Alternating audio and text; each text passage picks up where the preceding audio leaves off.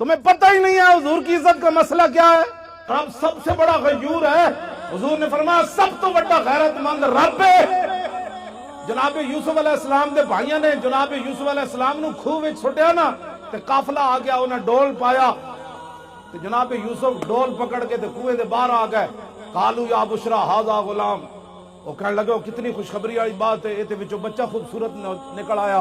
بھائی پھر نسدے آئے, انہیں کہا تو ساڑا بھجیا ہوا غلام ہے. انہیں کہا ان کی پروگرام ہے؟ انہیں کہا وشروا بثمن بخس دراہم معدودہ وکانوا فیہ من الزاہدین.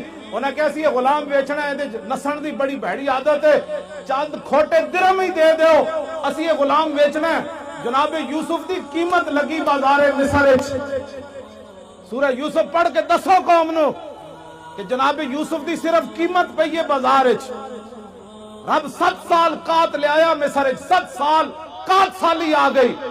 دودھ پیندا بچہ بھی جدو جناب یوسف دے پیراں وچ وکیا نہیں سی نا, دودھ پیندا بچہ بھی جدو ماں پیو ویچ کے نہیں سننا گئے, اس وقت تا رب قات نہیں ہٹایا. رب اپنے نبیوں دی عزت دے بارے اتنا غیور ہے, وہ تو جناب یوسف ہے, اور امام الانبیاء کی بات تو ہے ہی نہیں.